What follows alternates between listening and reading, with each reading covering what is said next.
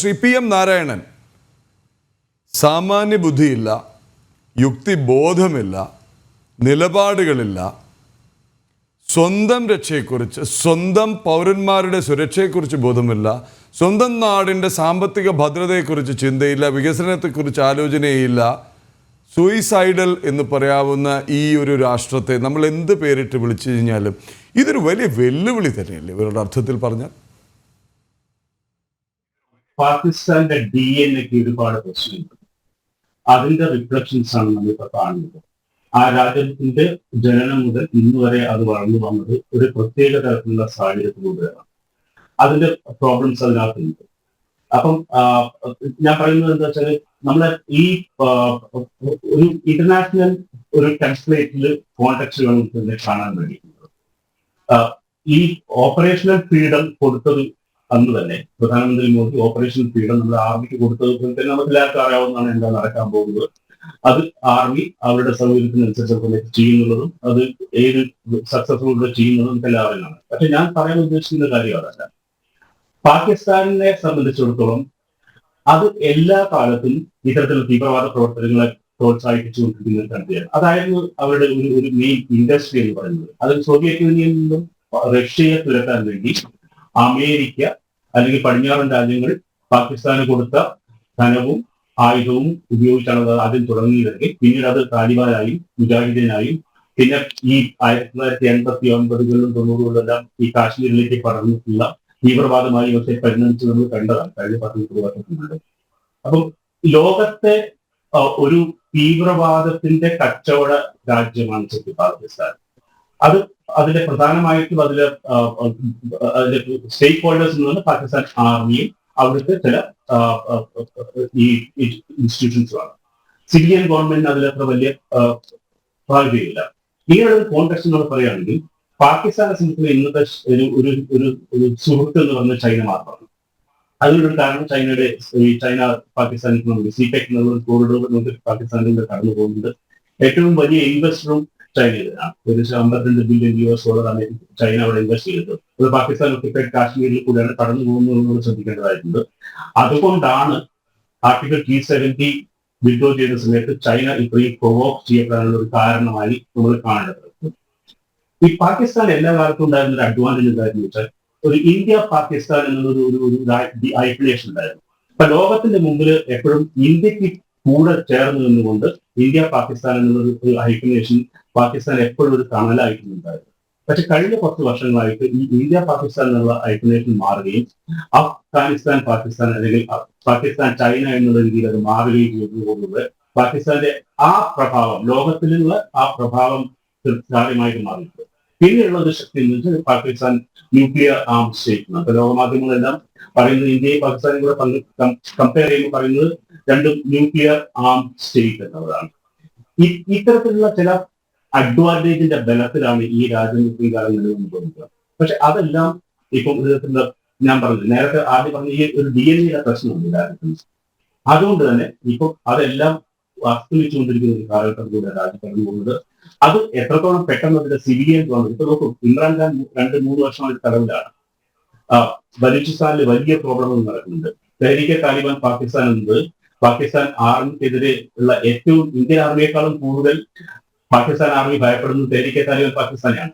ഇപ്പം പാകിസ്ഥാനിലെ തന്നെ പഞ്ചാബും സിന്ധും തമ്മിൽ വലിയ രീതിയിലുള്ള പ്രശ്നമുണ്ട്. അപ്പം ഈ സിന്ധു നദീജലം സസ്പെൻഡ് ചെയ്തത് ഏറ്റവും വലിയ കോൺഫ്ലിക്ട് ഉണ്ടാവാൻ പോകുന്നത് പാകിസ്ഥാനിലെ ഈ പഞ്ചാബിനും സിന്ധുവിനും ഇടയ്ക്കാണ്. ഇത് നോക്കിക്കഴിഞ്ഞാൽ നമ്മൾ മൊത്തം ആ രാജ്യം ഒരു സ്വയം തിരിച്ചറിവിലേക്ക് പോവുകയും ഈ ഭീകരവാദ കച്ചവടങ്ങളെല്ലാം മാറ്റി നിർത്തി ഒരു രാജ്യമായി പരിണമിക്കുകയും ചെയ്യുകയാണെങ്കിൽ നമുക്ക് അല്പം കൂടെ സ്വൈരമായി ജീവിക്കുക. അതല്ല എങ്കിൽ ഈ സംഗതികൾ തുടർന്നുകൊണ്ടിരിക്കും. പാകിസ്ഥാനിലെ സ്ലീപ്പർ സെല്ലെല്ലാം ഇന്ത്യയുടെ പല ഭാഗങ്ങളിൽ ഉണ്ടാവാനുള്ള സാധ്യതയുണ്ട്. നമ്മൾ വളരെ കരുതിയിരിക്കേണ്ട ഒരു രാജ്യമാണ് പാകിസ്ഥാൻ എന്നുള്ളതാണ് എനിക്ക് പറയാനുള്ളത്. ശ്രീ നാരായണൻ, അങ്ങനെയൊക്കെ തിരിച്ചെത്താം. Brigadier N. Balan, Gopakumar sir പറയുന്നത് ഇതിനെ 4ആക്കി മുറിച്ചാലും കാര്യമില്ല, കാര്യം ഇതൊക്കെ അവിടെ തന്നെ കിടക്കുകയാണല്ലോ ഈ ശല്യം എന്നുള്ള ഫാക്ടേഴ്സ്. പക്ഷേ അതിനും അപ്പുറത്തേക്ക് ഇന്നത്തെ സേനാ വിഭാഗങ്ങൾക്ക് അവർക്ക് കൊടുക്കുന്ന ഓപ്പറേഷണൽ ഫ്രീഡം, അവർക്ക് കൊടുക്കുന്നൊരു ആത്മവിശ്വാസം, അവർക്ക് കൊടുക്കുന്ന ആത്മധൈര്യം, അവർക്ക് കൊടുക്കുന്ന രാഷ്ട്രീയവും ധാർമ്മികവുമായ പിന്തുണ, അതൊരു വലിയ ഘടകമല്ലേ ഇങ്ങനെ തലയുയർത്തി നമുക്ക് നിൽക്കാൻ കഴിയുന്നുവെങ്കിൽ?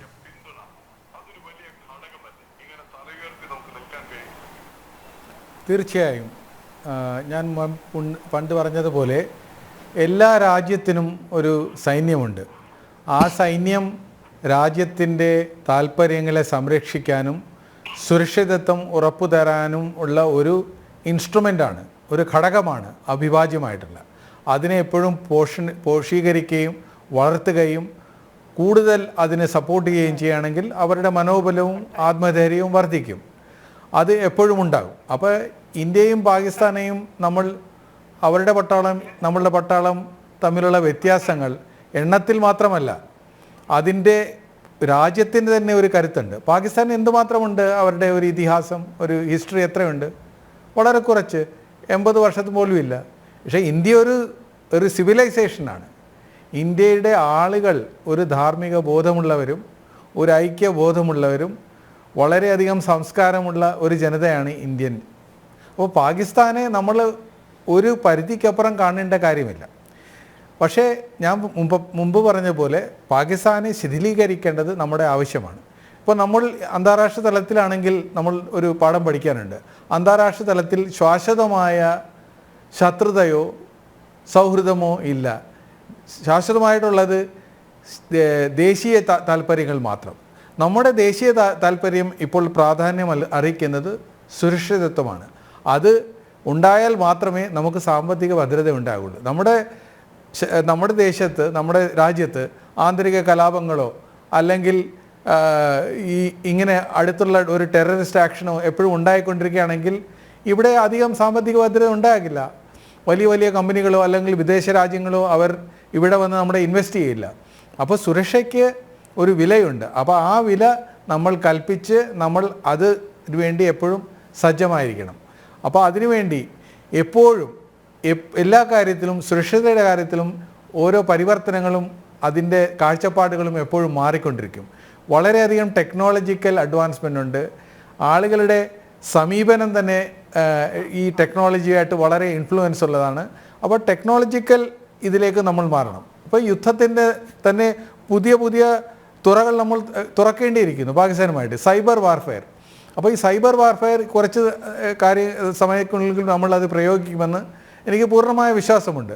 അങ്ങനെ പല പല പോയിന്റുകളിലും നമ്മൾ പാകിസ്ഥാൻ്റെ പുറത്ത് സമ്മർദ്ദം ചെലുത്തുകയാണെങ്കിൽ അവർ ചുരുങ്ങും. ഇപ്പോൾ റഷ്യ തന്നെ ഇവിടെ യുക്രൈനുമായിട്ടുള്ള യുദ്ധത്തിൽ എന്താണ് ചെയ്യുന്നത്? അവർക്ക് വേണ്ടത് ക്രിമിയ എന്ന് പറയുന്ന ആ ഒരു ഇതാണ്. അവർക്ക് ഇൻഡസ്ട്രിയലായിട്ടും അവിടുത്തെ ഓഷ്യൻസ് ഡൊമിനേറ്റ് ചെയ്യാനായിട്ടും ട്രേഡ് ഡൊമിനേറ്റ് ചെയ്യാനായിട്ടും ക്രിമിയ എപ്പോഴും ആവശ്യമായിട്ടുള്ള ഒരു സ്ഥലമാണ്. അവർ പലപ്പോഴും അതിനെ കീഴടക്കുകയും വിട്ടുകൊടുക്കുകയും പിന്നെയും കീഴടക്കുകയും ചെയ്യുന്നുണ്ട്. അതുമാത്രമല്ല, റഷ്യയോട് ചേർന്ന് കിടക്കുന്ന ഈ ക്രിമിയ എന്ന് പറയുന്ന ആ ദേശത്തോട് ചേർന്ന് കിടക്കുന്ന എല്ലാ സ്ഥലങ്ങളിലും റഷ്യക്ക് അനുകൂലമായിട്ടുള്ള ഒരു രാഷ്ട്രീയവൽക്കരണം നടത്തി അവരെ സപ്പോർട്ട് ചെയ്യുന്ന ഒരു ഗവൺമെൻറ്റാണ് അവിടെ ഉണ്ടാക്കുന്നത്. അതുപോലെ നമ്മൾ പാകിസ്ഥാൻ ഒക്കുപ്പൈഡ് കാശ്മീരിൽ, അതായത് പാകിസ്ഥാൻ പിടിച്ചടക്കി വെച്ചിട്ടുള്ള കാശ്മീരിൽ നമ്മൾക്ക് അനുകൂലമായിട്ടുള്ള ഒരു രാഷ്ട്രീയ പരിസ്ഥിതി നമ്മൾ ഉണ്ടാക്കണം. സിന്ധ് എന്ന് പറയുന്ന പ്രവിശ്യയിൽ അതുപോലെ നമ്മൾ ഉണ്ടാക്കണം.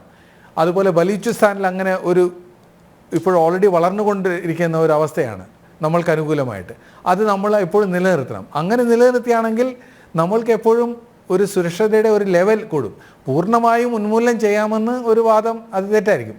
വേറൊരു രാജ്യം വന്ന് അത് മുതലെടുക്കാൻ ശ്രമിക്കും. പക്ഷേ നമ്മൾ ഇപ്പോൾ കൈകാര്യം ചെയ്യുന്ന തലങ്ങളിലെ വളരെയധികം ഉയർന്ന ഒരു തലത്തിലാണ് ഇപ്പോൾ നമ്മൾ ഇതെല്ലാം ചെയ്യുന്നത്, ആവിഷ്കരിക്കുന്നത്. ദേശീയ സുരക്ഷയുടെ ഓരോ കരങ്ങളും നമ്മളുടെ മർദ്ദനങ്ങളെല്ലാം ആവിഷ്കരിക്കുന്നത് പണ്ടത്തെക്കാളും ഊർജ്ജസ്വലമായിട്ടാണ്. അത് ഇനിയും തുടരേണ്ടിയിരിക്കുന്നു എന്നുള്ളതാണ് എൻ്റെ ഒരു ഇത്. അപ്പോൾ അത് തുടരാനായിട്ട് നമ്മളെപ്പോഴും ഒരു കരുതലോടെ ഇരിക്കണം. സുരക്ഷയുടെ കാര്യം ഇപ്പോൾ നമ്മൾ രാഷ്ട്രീയം കവലകളിലും ബുക്കുകളിലൊക്കെ ചർച്ച ചെയ്യുന്ന പോലെ സുരക്ഷയുടെ കാര്യം ചർച്ച ചെയ്യണം. എന്നാലേ ആളുകൾ അതിൽ ബോധവൽക്കരണം ഉണ്ടാകുകയുള്ളൂ. എല്ലാവർക്കും ബോധവൽക്കരണം ഉണ്ടായി എന്നാലേ അത് കുറേ നാളുകൾ അതിൻ്റെ ഒരു ലൈഫ് ഉണ്ടാകുള്ളൂ ആ സബ്ജക്റ്റിൻ്റെ. എന്നാൽ മാത്രമേ നമ്മുടെ സുരക്ഷിത ഉറപ്പ് വരുത്താൻ പറ്റുള്ളൂ എന്നതാണ് എൻ്റെ ഒരു അഭിപ്രായം.